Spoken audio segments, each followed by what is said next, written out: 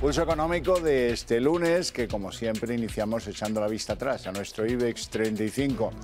Hoy el IBEX ha tenido un comportamiento relativamente negativo, 0,37% de caídas, no es gran cosa, 8.258,9 al cierre en nuestro índice general, con algunos pocos valores que pues mejoran su posición. Solaria, la que más mejora su posición, 2,83 arriba.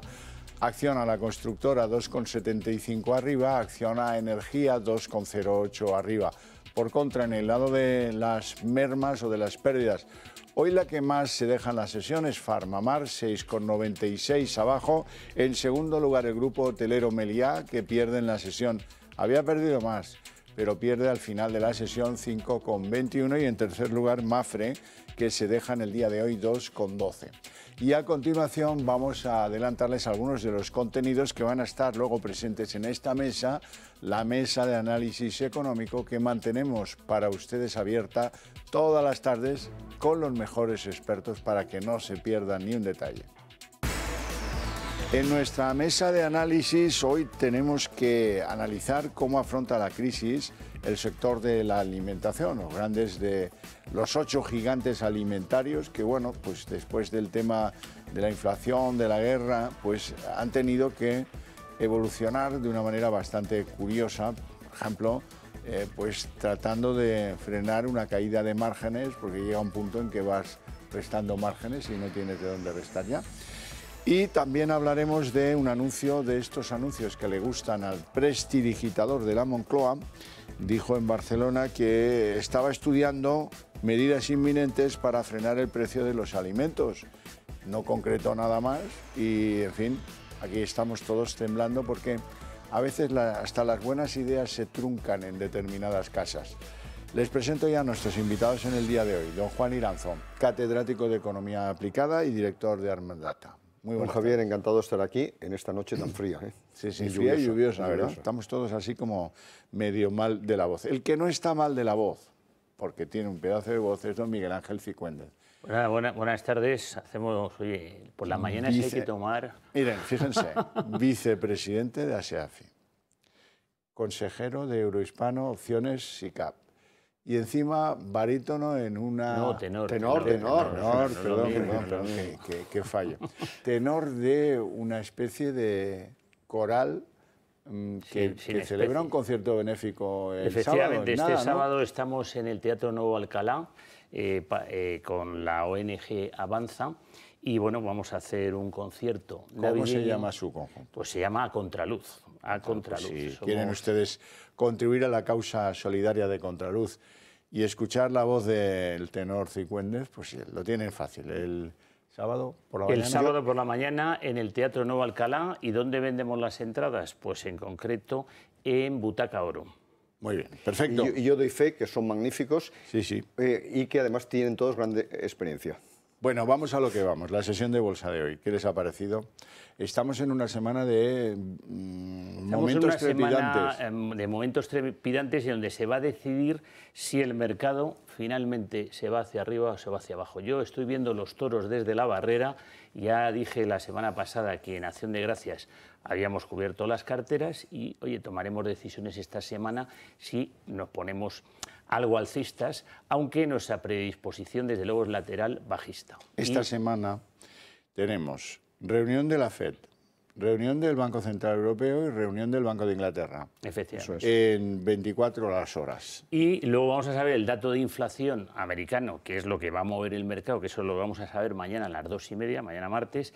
Y tenemos vencimiento de opciones y futuros cuádruple el viernes, con lo cual es una semana muy compleja. O sea, una semana trepidante. Previa a Navidad. Y en este sentido sí que yo creo que, viendo los datos de los precios energéticos, hoy el petróleo estaba a 76 dólares el barril, estaba el gas 139 euros el megavatio hora, es decir, la electricidad ha caído en España, por ejemplo, un 40%, etcétera, hoy, de tal manera que eso se debe en gran medida a la desaceleración y probablemente recesión, aunque luego lo veamos, de la economía mundial y de la economía española.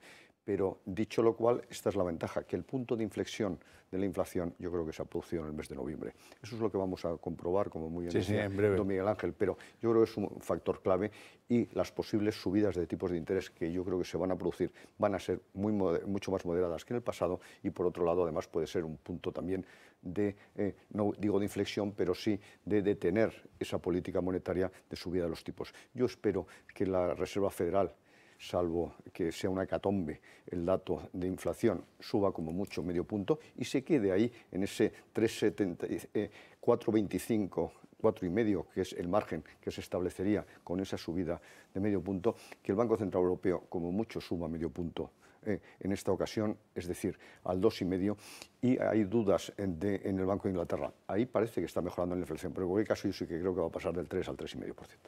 Bueno, vamos a ver. Hemos sido de los que siempre creemos que va a pasar, que va a llegar un periodo de recesión. Más largo, más corto, más intenso, más profundo. Eso es discutible, pero que viene, no lo hemos dudado nunca. Sin embargo, hay algunos que empiezan a decir, bueno, estos que decían lo de la recesión, pues van pasando los días, las semanas y los meses y la recesión pues no llega. ¿Qué les decimos a esos, profesor? Que ojalá tengan razón, pero sí, que me temo que no va a ser verdad. Efectivamente, que a mí no me importa equivocarme. Pero ¿qué sucede? En primer lugar, la subida de los tipos de interés. En segundo lugar, el deterioro de las expectativas están generando una evolución no positiva, incluso negativa, del consumo y sobre todo de la inversión. De tal manera que este es un factor importante. La economía española y la de la mayoría de los países, yo hoy miraba por otra razón Portugal, que después de un fuerte crecimiento en el tercer trimestre, todo hace indicar que va a contraerse en el cuarto trimestre. Por tanto, en general, vemos una contracción en el cuarto trimestre que se podía prolongar posiblemente al primer trimestre del año y, por tanto, en el mes de marzo, 30 de marzo en concreto, técnicamente estaríamos en recesión. Yo creo que no va a ser muy profunda ni va a ser muy larga. Yo creo, sinceramente, que a partir del segundo semestre del año se debe producir una recuperación si se modera la inflación, si los tipos no siguen subiendo y si los precios energéticos no nos dan ningún disgusto, porque hay que tener en cuenta que los precios energéticos dependen de la demanda, pero también de muchas decisiones de monopolio de la oferta. Y luego que cada día que pasa es un día menos que queda para el final de la guerra en Ucrania. Ahora hemos visto, pues 24 horas atrás, que Putin decía que ya estaba lista Rusia para negociar. Pues eso es un pequeño avance, ¿no? Cifuentes, sí, yo creo que es recesión. Sí, es... ¿Llegamos, nos precipitamos con el anuncio o no? No. Dimos una conferencia aquí en el Club de Amigos en el mes de marzo-abril, donde anunciamos que esto iba a ocurrir, pero que esto tarda en manifestarse. Y esto es con lo que quiero decir es que viendo cómo están las curvas de tipos que están invertidas, es decir, que se paga más por los bonos a corto plazo con un bono a 2 años que por un bono a 10. Y eso lo que trae consigo sí o sí es recesión, pero no solo en Europa, sino en Estados Unidos, es a nivel mundial. Las curvas están invertidas.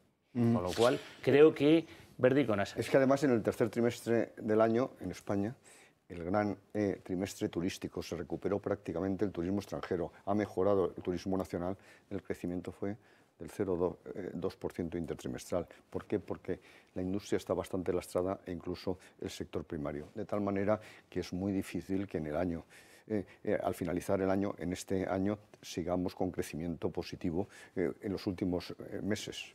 Cifuentes, vamos a ver, cuénteme cuál es el motivo por el que el grupo hotelero Meliá, nuestro gran líder del sector turismo-vacaciones, haya llegado a caer en la sesión de hoy un 6,5%. Al final cerraba en el 5,20 y algo, 5,21, pero menudo trompazo el de... Bueno, la verdad es que, pues la razón es que hay varias casas que han empezado a cubrirlas y la perspectiva no es muy positiva. Entonces, cuando la perspectiva no es muy positiva, se traduce que es negativa y esto ha inducido a una caída relevante. Cierto es que, si lo vemos desde la zona de mínimos que se hicieron en concreto hace unos meses, pues bueno, tampoco es tan relevante la caída. Yo estoy esperando a entrar, pero ahora mismo nosotros estamos fuera de Meliá, pero sí queremos comprarla porque nos parece una gran empresa. Y además, efectivamente, porque se espera además que abra 40 hoteles a nivel internacional, etcétera. Por tanto, es un sector en expansión. Y en este caso, una empresa en clara expansión. Pero también hay que tener en cuenta que su precio objetivo ha sido revisado clarísimamente a la baja. Hay que tener en cuenta que en el mes de junio estaba en el 8,8, que Jefferies lo había situado en 9 euros y resulta que hoy en 4,70. De tal manera que significa una caída del precio objetivo de más del 40 y tantos %, lo que ha desmontado precisamente muchas de las posiciones que estaban en Meliá. Yo creo que don Miguel Ángel tiene toda la razón, pero que el detonante último hoy ha sido esa revisión del precio objetivo por parte de uno de los grandes fondos. Esto suele ocurrir. Bueno, vamos a hablar de uno de los sectores del que menos se habla y que tiene una importancia troncal en la economía de cualquier país, pero también en la de España. El sector de la industria de alimentación. 8 grandes gigantes que la controlan y que están empezando a mirarse ya los números de lo que va a ser para ellos el 2022. Un año con guerra, un año con inflación. 6 de esos 8 grandes de la alimentación valen hoy más en bolsa que a finales del 2021. Ese es un dato. Y en segundo lugar, pues todos acusan un frenazo positivo en la caída de márgenes a una media de 2,7 puntos. Iranzo. Que es un margen muy importante, estupendo, en ese sector que opera con márgenes muy estrechos. Muy chicos, pero aquí hay que tener en cuenta varias circunstancias. En primer lugar, que el precio de los alimentos ha subido un 14,5%. ¿Eso qué significa? Que han podido trasladar a precios una parte muy importante del incremento de costes o incluso algo más, de tal manera que eso explica que aumente el valor. ¿A qué se debe esa situación? Pues que estamos hablando básicamente de un oligopolio. Que ahora están negociando hasta cuánto van a subir los sueldos, etcétera, porque se pueden permitir el lujo de subirlo casi en función de la inflación, como ha hecho en primer lugar Mercadona, que yo me parece que ha sido poco responsable con esa subida de precios, y eso ellos saben que en un régimen de oligopolio o monopolio lo trasladan a precio. Eso no puede ser, porque precisamente lo que también están es gestionando con gran dureza los precios de compra. Y eso sí que al agricultor, que se le ha visto incrementado enormemente sus costes de producción, precisamente no lo ha podido trasladar a precios. Por tanto, el margen de las grandes superficies sí que ha mejorado, pero el sector agrario en general, en este momento los productores, está en una situación muy complicada. Bien ese matiz porque podía dar lugar a equívocos, ¿verdad? Claro, claro. Don Miguel Ángel. Sí, bueno, yo por poner un ejemplo me he ido a una de las grandes casas que trabajan en España y que son la más relevante, Carrefour. Entonces veo su gráfico y entonces, oye, curiosamente después de la guerra tuvieron una subida bastante relevante muchas empresas de este sector, pero oye, han ido haciendo máximos y mínimos decrecientes y el año, digamos que ha pasado, están en el punto prácticamente donde empezaron el año. Entonces ha pasado un poquito en balde, se ha mantenido, yo creo que me da la impresión que da dividendo, no estoy completamente seguro. Con lo cual, bueno, pues efectivamente es un sector, desde luego, a seguir la pista y que se está poniendo barato e interesante. O sea, que es uno de los que tengo yo ahora, cuando toque entrar, que de momento ya ha dicho que no, pues seguramente entraremos. Sí, además tiene usted aquí un ejemplo, precisamente una cadena del norte de España, abierto en un local que debe ser de los más caros de España, sí, aquí en la esquina. Espectacular. Por ejemplo. Sí, sí, sí. ¿Cuánto puede costar el alquiler o la adquisición de ese local? Pues es incalculable en este momento, yo no lo puedo calcular. Bueno, a lo que vamos. Anuncios traigo y a todos nos tiemblan las canillas. Sánchez se va a Barcelona, anuncia en Barcelona que va a haber medidas inminentes para, dice, frenar el precio de los alimentos. No concreta qué medidas van a ser y están todos a la expectativa. Y mientras tanto, los autónomos temblando. Vamos a analizarlo por separado. Lo primero, ¿qué puede hacer Sánchez? ¿Qué plan puede tener el Ministerio de Economía? El plan cualquiera. Yo me temo siempre lo peor. Lo peor. Pero dicho lo cual, ¿qué es lo que debe hacer? Pues lo que está proponiendo el Partido Popular, que es bajar el IVA de los alimentos, por lo menos durante un periodo transitorio, y todos a su y darle la razón a Feijóo, eso no va a ocurrir. Por tanto, lo que suena por ahí es que va en contra precisamente de lo que busca. En primer lugar, dar un cheque Bueno, es verdad que es una ayuda a rentas, pero no es un proceso antiinflacionista, sino al contrario, puede Sí, animar al el consumo contrario. y, por tanto, la inflación. Y, en segundo lugar, que ya es inexplicable, pues hacer exactamente lo mismo que ha hecho con la banca y con las eléctricas, establecer un impuesto del 33% sobre los beneficios extraordinarios a los que nos hemos referido, justo para luchar contra la inflación. Sí, a las grandes cadenas de superalimentación. Eso le está pidiendo el socio de viaje Unidas Podemos. Sí, la verdad es que de momento es ciencia ficción en el sentido de que no sabemos, es que no ha clarificado.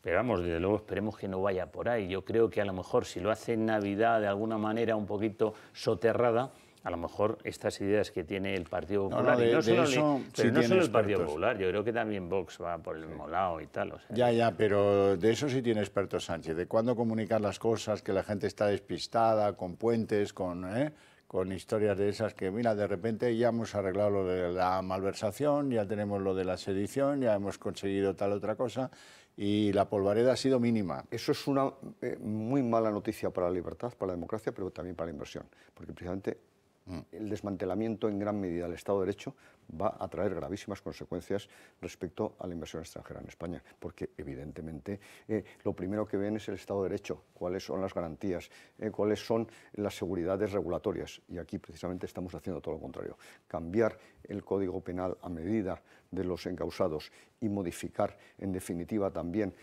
los mecanismos para elegir los miembros del Consejo del Poder Judicial y en este caso Tribunal Constitucional también, es una muy mala noticia para los ciudadanos en general, porque va en contra de la libertad y la democracia, pero también para la economía.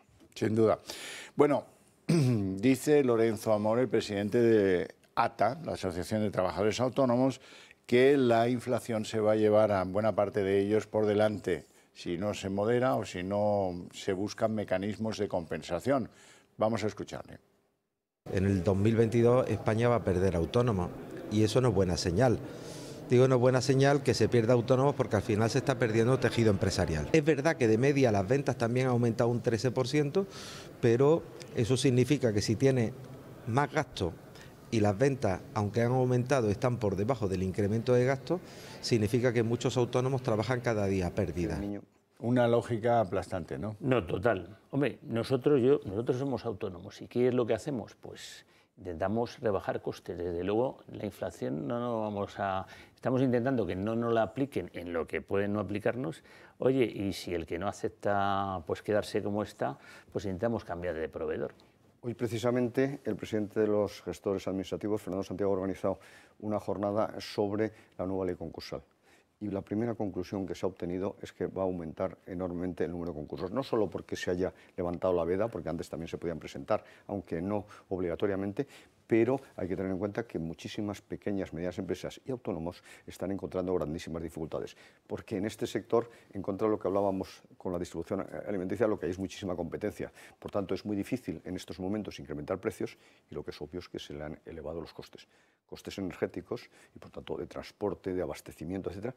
Y, ojo, atención al gobierno, que encima nos quiere subir el salario mínimo interprofesional, que más perjudican es a los empleados de los autónomos. Bueno, vamos a hablar de empresas y de deuda. Resulta que los tipos suben, resulta que eso trae borrascas y anticiclones y, bueno, la cosa es que las cotizadas españolas pues más bien tienden a aumentar su deuda financiera. Con datos FETEN hasta septiembre de este año, resulta que han aumentado la cifra conjunta hasta los 203.000 millones de euros de deuda, digamos, nueva. Un incremento del 8,7%. ¿Cómo ven esta? Hombre, pues con preocupación. Es malo, y sobre todo en estos momentos, con subida de tipo de interés, el enorme apalancamiento del gobierno, que nos penaliza a todos, pero también me preocupa el apalancamiento de las empresas, sobre todo, en este caso, que son del IBEX. Y máxime, si tenemos en cuenta que saben ustedes cuál es el vencimiento previsto en los próximos 2 años, de 33.340 millones de euros. De tal manera que, con un escenario de subida de tipos de interés, con un escenario de ventas moderado y con un escenario de esas amortizaciones, pues no me gusta mucho la situación. Yo lo quiero ver de una manera positiva, porque como ya ha comentado Juan, es el punto de vista negativo, ahora lo decido el positivo. El positivo es que los que invierten en renta fija, pues ahora les van a pagar más, porque está muy triste, que es que a los que invierten en renta fija los han crujido este año. Me lo van a decir a mí. La posibilidad ahora es que todo lo que se renueve, todo lo nuevo, van a poder recuperar las pérdidas solo esperando un año, año y medio. Lo cual, bueno, pues oye, no es que sea, pero bueno, por lo menos saben que en algún momento recuperarán esas pérdidas. Sigüendes, vamos a hablar de dos bancos, del Banco Santander y del Banco Sabadell. Ambos han decidido ir en contracorriente a lo que hoy por hoy es norma en Europa. Han decidido reforzar su capital. ¿Cómo ve ese movimiento? Bueno, yo lo veo positivo, yo estoy positivo en los dos valores, aunque cubierto, pero vamos, oye, como en concreto el Santander tiene un jugoso dividendo y ha tenido, bueno, en el último tiempo ha ido bastante bien y ha roto al alza sus resistencias, pues mantenemos la posición.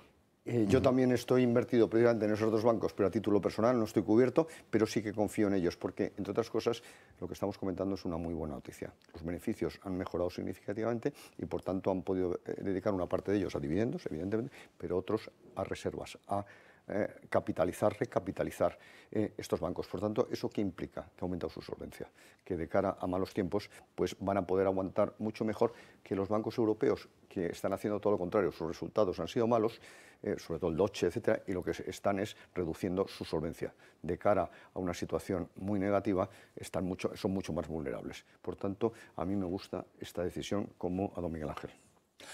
Iranzo, sé que esto le va a gustar. Si comparamos los sueldos del sector público y del sector privado, sorpresa, resulta que los del sector público son un 32% más elevados. Resulta que en la administración pública estamos hablando de sueldos que superan los 2.800 euros, 900 más que en el sector privado. Sí, efectivamente, y con un agravante más, y yo soy funcionario, que tenemos seguridad en el empleo.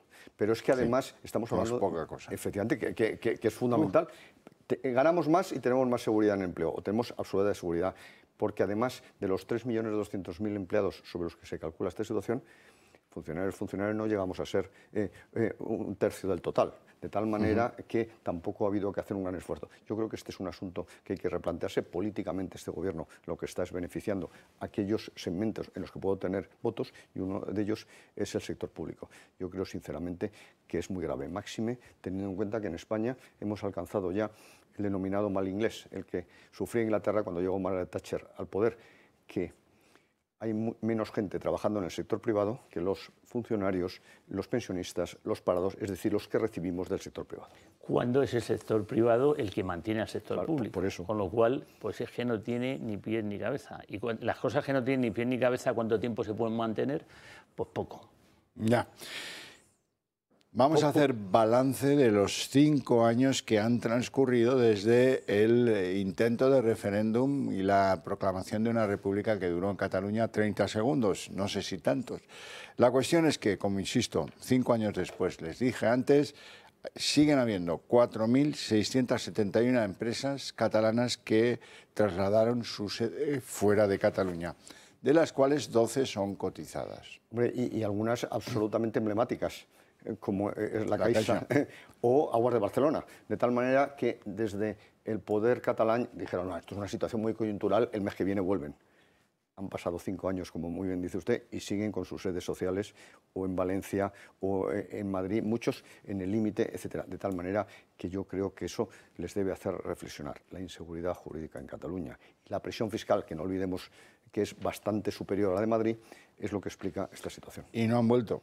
Por eso digo que no han vuelto. Haberlo hecho y que no 5 años después, decía el gobierno catalán que al mes siguiente volverían. ¿Significa esto que no deben ver claro que el futuro no sea una intentona de nuevo? Lo que dice Sánchez, unas decisiones, las que él toma, muy arriesgadas, y tanto que son arriesgadas. Sí, sí, sí, desde luego que son arriesgadas y bueno, veremos a ver qué nos depara el futuro. Y probablemente anticonstitucionales. No solo arriesgadas. Sí, sí, bueno, ilegales. De ahí viene el interés de neutralizar el Tribunal Constitucional a tiempo. Eso es. A tiempo, claro. Si él no da puntadas sin hilo. No cabe la menor duda. Claro. Es una estrategia perfectamente En fin, pensada. que vamos por un camino a lo peruano, pero rápido. Sí, yo estoy francamente preocupado por estas últimas Curioso decisiones. Muy preocupado. Lo que manda el tiempo. A veces hay semanas en las que da la sensación que no pasa nada, incluso meses en los que pasan muy pocas cosas, y luego se concentra en esta semana. Se van a producir agresiones a lo que conocemos como el Estado español de enorme entidad que pueden cambiar muchísimas cosas y a gran velocidad en una sola semana, la que estamos hoy el lunes, ¿no? Pues la previa Navidad y que ya estamos con las celebraciones navideñas en las empresas. Sí, sí. O sea, yo creo que está pensado perfectamente. Muy elegido. Claro, de muy eso elegido. sí tiene Sánchez técnicos, de lo que puede presumir. ¿Eh? De otras cosas no, pero de esto de elegir el momento y de tener a los paniaguados diciendo que es tan buena la decisión, de eso lo hacen de maravilla. Pero creo que es muy importante que gran cantidad de exministros socialistas, personas relevantes, hoy han firmado un manifiesto de 300 personas contra estas medidas. Son 3 y casi ninguno se acuerda de sus nombres. Bueno, a lo que vamos, no tenemos tiempo para más. Les espero a la vuelta de publicidad para ir juntos a la redacción abierta con todo lo político.